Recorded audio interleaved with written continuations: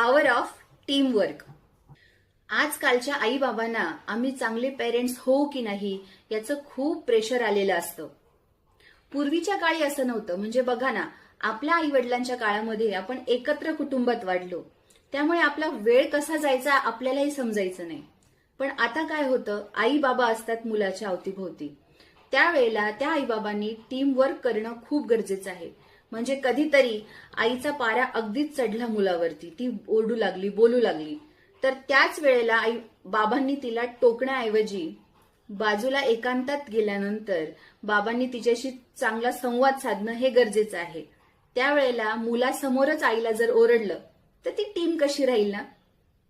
त्यामुळं मुलासमोर आईनी किंवा बाबांनी एकमेकांना टोकणं आधी बंद करावं. एका चांगल्या टीमवर्कचं उदाहरण मुलासमोर आई बाबांनी घालून देणं खूप गरजेचं असतं. मुलाच्या